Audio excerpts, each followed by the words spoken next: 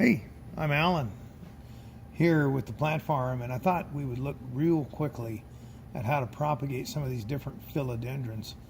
You know, in one of the other videos that I made, I was making reference to all of the different P's of the houseplants, and philodendron is one of those very popular and huge families of houseplants.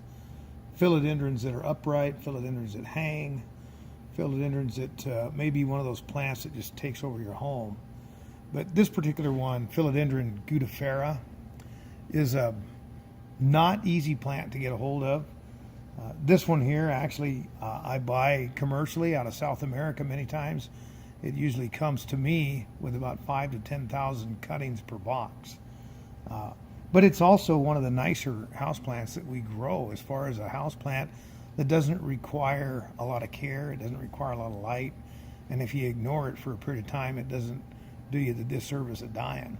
So one thing I would say that in all of your philodendrons, and we'll just throw and loop in some of the different pothos that we've also done propagation videos on, they're all going to want to be fed. And if you're not feeding your plants, basically you're starving them to death. So I would recommend that you look at different fertilizers. This particular one, Jax, is an all-purpose fertilizer. But we recommend it because it's got some chelated micronutrients in it that are more broadly available over pH ranges that vary across the country. So easy plant though to propagate. When you look at the satin, what we call philodendron, or the Philodendron gudifera, all of them have those adventitious roots that you can see popping out right there at the different growth nodes. So not a difficult plant, but I'm still going to recommend that we put some root tone on it, some root powder, and we'll take those two and we'll just insert them deeply till that little adventitious root is covered. And then we'll take these leaf and eyes, and I'm not going to do those together because I think it's going to be a little more work to do that. And I'm going to bury those just below the soil level, lay that leaf out like that. I'm going to do the same with this one. I'm going to try to slide it in here. Leave it where it's not totally covering the leaf that's already there. If you do cover those leaves, you're not doing a criminal disservice to the plant, but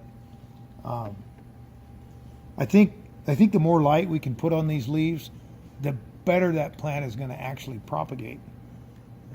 I think we probably all know that the plant is just a chlorophyll factory. So the more sunlight that it gets, the more chlorophyll that it can make, the more energy they can put toward creating that new set of roots that these young plants so desperately need.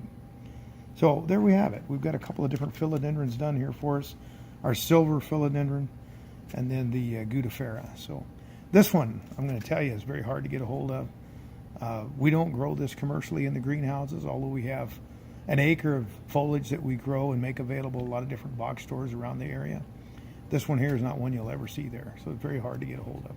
I'm Alan at the Plant Farm, and enjoy your plant growing experiences.